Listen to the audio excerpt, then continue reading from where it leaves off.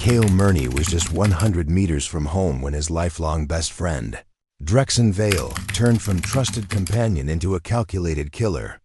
In a chilling twist of fate, what began as a familiar walk through a quiet neighborhood ended in cold-blooded murder, planned not by a stranger, but by the person Kael trusted most. Kael Murney had always been the kind of person who lit up a room without trying. At 24, he had a stable job at a local graphic design firm, a tight-knit circle of friends, and an older sister who adored him. The small suburb of Almond Hills was the kind of place where people left their doors unlocked, where neighbors waved to each other in the mornings, and where nothing ever truly went wrong. That illusion shattered the night Kael didn't make it home. On a Friday evening in late spring, Kael had dinner with his childhood friend Drexon Vale. They'd grown up just 3 houses apart, shared school projects, family holidays, and even their first heartbreaks. It was the kind of friendship people envied, deeply rooted and seemingly unbreakable. That night, they met at their usual hangout, a small cafe near the town center. Kael was in a good mood. He had a new design client, and he was planning a trip to the coast. Drexon, as always, was quiet, nodding along but not revealing much about himself. He never did. After paying the bill, they decided to walk home together, retracing the familiar path along Sycamore Lane. The moon was out, and the neighborhood was silent except for the occasional car humming in the distance. When they reached the corner of Cinderway, the split where Drexon would turn toward his house and Kael would walk the last 100 meters alone, Kael smiled, gave a casual wave, and walked off. That was the last time anyone saw him alive. The next morning, just as the sun began to rise, a jogger found Kael's body sprawled beside a park bench near the edge of the neighborhood. His face was pale, one arm stretched toward the street lamp, as if reaching for home. It was painfully close. He was only steps away from safety. The initial response from police was rapid. Yellow tape cordoned off the small green patch of grass, and neighbors were asked for any relevant details. No one had heard a scream. No one had seen a struggle. In a place where people knew each other by name, Kael's murder was unimaginable. The autopsy revealed Kael had been strangled and suffered several internal injuries, likely from blunt force trauma. There were signs of a struggle defensive, wounds on his forearms, bruises on his knuckles. But what puzzled investigators most was the scene's silence. There was no evidence of a robbery, no signs of sexual assault, and no motive. His phone was still in his pocket, undamaged. His wallet untouched. Whoever killed Kael didn't do it for money. Officer Lindra Case, who had recently been promoted to lead detective, was assigned the case. She had a reputation for seeing what others missed. Her first instinct was to speak to Drexon, the last known person to see Kael alive. Drexon was cooperative but emotionless, answering questions plainly, never offering more than was asked. He said Kael was in a cheerful mood, that they parted ways around 11:30 p.m., and that he went straight home. When asked for verification, he offered his phone to confirm the timeline. At first glance, Drexon's digital footprint supported his story. Text messages to Kael were time-stamped earlier that evening, and his last phone activity was a missed call from a blocked number at 11:46 p.m., but the GPS on his phone told a different story. From 11:34 p.m. to 11:51 p.m., the device showed no movement, strange for someone who claimed to be walking to his car and then driving home. When questioned about the gap, Drexon shrugged and said his phone must have died. Kael's family was devastated. His sister Tavia couldn't comprehend how her brother, who had walked that same path home 100 times before, had become a murder victim on a well-lit street in a neighborhood filled with people who knew and loved him. The community held a candlelight vigil, and whispers began to circulate. How could this happen in Almond Hills? Who would want to hurt Kael? And why, of all places, did it happen so close to home? Only 100 meters away. That number would haunt them all. Drexon Vale had always been the quiet one. Where Kael was bright and open, Drexon was reserved and composed. He had an odd calmness about him, something that either comforted people or made them uneasy. After Kael's death, Drexon became a focal point, not because he acted guilty, but because he didn't act much at all. He didn't cry at the vigil, didn't post any tribute on social media, and didn't reach out to Kael's family beyond a single condolence message. Some thought it was just his personality. Others weren't so sure. Officer Lindra Case picked up on the subtle cues. She had worked on enough cases to know that guilt doesn't always show up in the form of tears. Sometimes it's the lack of reaction that speaks louder. She invited Drexon for a formal interview, and he agreed without hesitation. He described the evening in the same calm, rehearsed tone. Dinner, casual talk, the walk home, and their goodbye. At the corner of Cinder Way, his story was clean. Too clean. Case went over Drexon's phone data again. The GPS showed movement from the cafe to the neighborhood, but then went dark for exactly 17 minutes, right around the estimated time Kael was attacked. Drexon claimed the phone battery had died, but a forensic analyst later confirmed that the phone had 23% battery at 11:30 p.m. That meant it hadn't shut off. It had been manually disabled or placed in airplane mode. That detail alone wasn't proof, but it opened the door to more questions. Kael's smartwatch data, synced to his cloud account, offered another piece. It had stopped tracking his heartbeat at 11:42 p.m. Before that, there was a rapid spike indicative of stress or physical exertion, a struggle. Cross-referencing this with the time gap in Drexon's GPS data created a chilling alignment. Drexon was unaccounted for precisely when Kael was dying. Despite the growing suspicion, there was no physical evidence yet linking Drexon to the murder. No weapon, no DNA, no witnesses. Officer Case needed something more, so she ordered a sweep of the neighborhood's surveillance systems. Most homes in Elmond Hills had security cameras, though many were outdated or inactive. Still, her team collected every clip they could find from the night of Kael's death. One blurry recording from a corner house on Birch Avenue caught something: two figures walking along the sidewalk around 11:35 p.m. The lighting was poor, and the distance too far to confirm identities, but the silhouettes matched Kael and Drexon's builds. What raised eyebrows was that while one figure walked ahead at a steady pace, the second lagged behind, then disappeared from the frame seconds before the other vanished into the shadows. Officer Case replayed the footage dozens of times. She couldn't shake the feeling that Drexon had followed Kael with intent. It wasn't just a goodbye walk. It was a decision point. Something happened in those seconds. She requested access to Drexon's car, a dusty old sedan with minimal use. He agreed, again without objection. Forensic tests revealed nothing alarming: no blood, no fibers. It was clean, almost too clean. The interior had been freshly detailed just 2 days after the murder, a detail he failed to mention earlier. Meanwhile, Kael's sister Tavia was growing more restless. She believed something about Drexon wasn't right. She began her own digging, scouring Kael's room for anything that might hint at tension between the two. She didn't find text or angry notes, but she did find a crumpled envelope tucked behind a drawer, addressed to Kael with no stamp or return name. Inside was a printed photo. It showed Kael and Drexon at a party a few months back, smiling. But someone had drawn a red X over Kael's face. She handed it over to the police, and the envelope was dusted for prints. It had been handled too many times, making it difficult to trace. But the gesture itself was clear. Someone wanted Kael gone. Whether it was a warning, a joke, or a threat, it added a sinister layer. Officer Case tightened her focus. Drexon was no longer just a witness or friend. He was now the shadow lurking behind Kael in those final moments. Tavia Rheem couldn't sleep. The night her brother died played on loop in her mind, each time ending with the same unshakable image. Kael lying on the grass, reaching for home.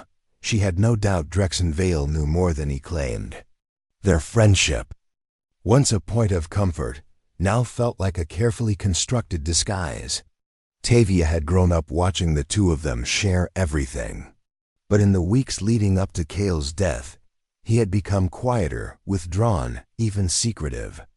Now she wondered if that shift had been fear. She began searching Kael's belongings with more urgency, digging through everything in his room, from drawers to his old laptop. At first, there was nothing out of the ordinary work documents. Travel plans, playlists. Then she opened a folder labeled Private, Do Not Delete. Inside were screenshots, notes, and saved forum links. Most of them were about online groups. Strange one focused on behavior manipulation, strategy, and something labeled Project SH. The usernames were coded, but one stood out, V3L_OX. That name appeared repeatedly in Kael's notes, next to phrases like isolated behavior, dark shifts, and pattern of control. The tone of the notes shifted from curiosity to concern. One line chilled her. If it's who I think it is, I need to be careful. He's different. Now. Tavia handed everything over to Officer Lindra Case. The contents were reviewed by the cybercrime unit, who soon uncovered something serious. The forums Kael had been monitoring weren't just discussion threads. They were part of a closed network buried deep in the dark web. The group Kael tracked referred to themselves as the Silent Hold, a collective obsessed with manipulation experiments, emotional detachment, and real-life control scenarios. The username V3L_OX was traced back through linked accounts, and eventually to an email address used once to sign up for a puzzle forum, an address that belonged to Drexon Vale. It wasn't conclusive proof, but it was damning. Drexon had been part of a digital subculture that took pride in breaking people. Psychologically, the pieces began falling into place. Kael had discovered this, and Kael had tried to confront it. Officer Case returned to the interview room with renewed purpose. She asked Drexon directly about the forums. He didn't flinch. He denied knowing anything about them, claimed he'd never heard of Project SA or the Silent Hold. But digital evidence doesn't lie. They had login logs tied to his home Wi-Fi, timestamps aligning with Kael's discoveries, and dark web access from Drexon's IP address weeks before Kael's murder. Still, Drexon didn't confess. He sat in silence, staring forward with a strange detachment, no remorse, no fear. Meanwhile, a second search of Drexon's apartment revealed a locked storage box under his bed. Inside were printed pages from the same forums, marked with notes and circles. One particularly disturbing document outlined something called the separation test, a strategy designed to sever emotional ties by removing someone close and observing the psychological reaction. It was more than theory. It was a plan. Kael had found out Drexon was experimenting with something dangerous. His trust in Drexon had turned into a quiet investigation. That envelope with the X across his face, a warning or maybe a taunt. And when Kael got too close to exposing him, Drexon acted. All signs pointed to Drexon treating his best friend as a subject in one of his warped games. Officer Case realized that Kael hadn't just been murdered, he had been selected. Not out of rage or jealousy, but cold calculation. The evidence was now mounting, but without a direct confession or eyewitness, the case still sat on the edge of circumstantial. They needed one more piece, something that could tip the balance from suspicion to certainty. Something to show not just that Drexon could do it, but that he did. Tavia's discovery of the notes had opened the floodgates. And now Drexon's careful facade was starting to crack. Behind the quiet demeanor, the cold stare, and the logical answers, there was something far more dangerous. A beast wearing the mask of a best friend. The investigation had reached a critical point. Officer Lindra Case knew they were circling Drexon Vale like wolves around a wounded prey, but they still lacked the undeniable proof needed to secure an arrest. The journal entries, the dark web connections, and the suspicious behavior all painted a chilling picture. But the law required more, something physical. Something that placed Drexon at the scene in a way that couldn't be explained away. That moment came unexpectedly from a camera most people had forgotten existed. A forgotten existed. Parked car 2 blocks from where Kael's body was discovered had a dashboard camera still running that night. Its owner, an elderly man named Harold, hadn't driven in days, and only checked the footage after hearing about the murder on the news. He handed over the memory card without hesitation, hoping it might help. What the footage revealed was haunting. At exactly 11:48 p.m., the dashcam caught a dim, grainy figure walking hurriedly along the sidewalk, heading toward a back alley that connected to the park near where Kael had died. The figure held something under his arm, a bundle of dark fabric. Though the footage wasn't clear enough for facial recognition, the body language, build, and the timing were damning. Less than 2 minutes later, the same figure reappeared empty-handed, now walking in the opposite direction, head lowered. Steps slower. Officer Case cross-referenced the time with Kael's smartwatch data. The heart monitor flatlined at 11:42 p.m. The movement of the figure occurred just minutes afterward. It was enough to send a forensics team straight to the alley. They followed the footage and traced the direction to a row of trash bins behind. A row of homes. Most of them had already been emptied, but Almond Hills kept detailed waste collection records. The bins from that night had been taken to a landfill site just outside the city limits. Officers secured the site and began a targeted search of the area based on timestamps and truck logs. After hours of digging, they found it tucked between torn cardboard and food waste was a crumpled hoodie, later identified as belonging to Kael. It was stained with blood and marked with distinct slashes, as though it had been cut intentionally. Near it was a small folding pocket knife. It was rusted and scratched, but forensic experts recovered a partial fingerprint on the inner blade. A match to Drexon Vale. The moment Officer Case received the lab results, she knew it was over. The quiet, watchful best friend who had offered help at every turn was now undeniably connected to the murder weapon. She obtained a warrant and arrested Drexon at his apartment. His reaction was almost robotic. No anger, no tears.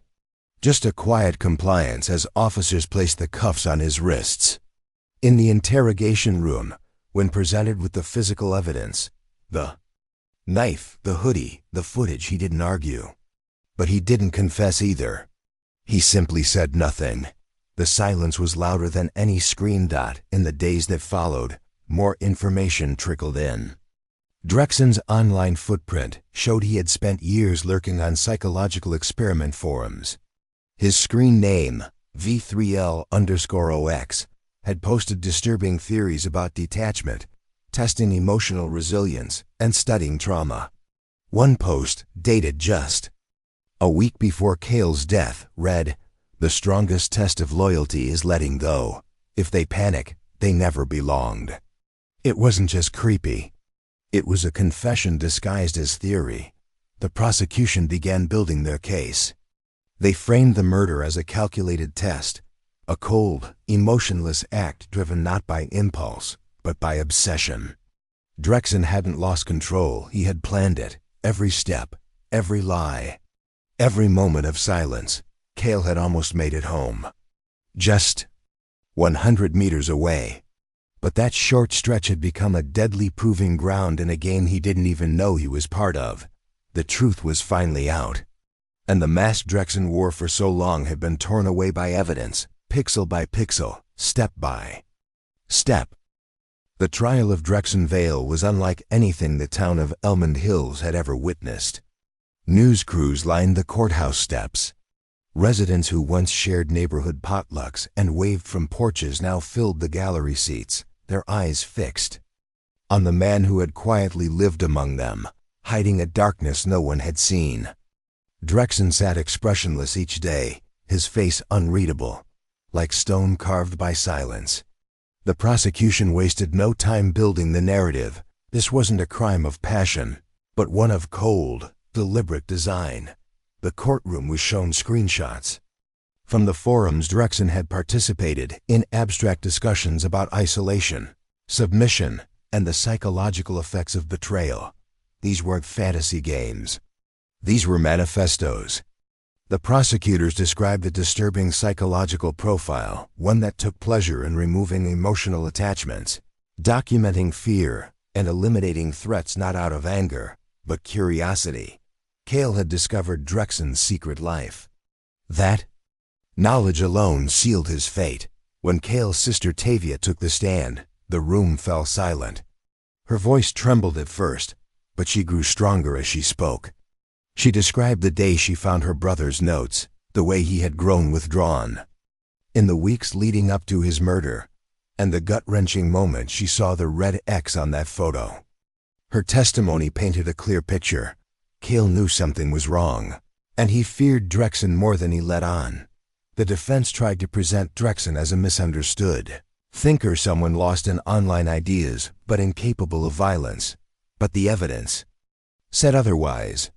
The pocket knife with Drexon's fingerprint, the hoodie stained with Kael's blood, and the dashcam footage showing a figure matching Drexon's build, disposing of evidence, all told a different story.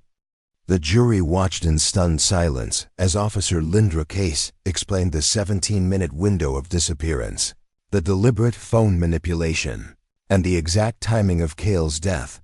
A forensic psychologist testified that Drexon displayed classic traits of high-functioning sociopathy: charming, intelligent, but lacking empathy.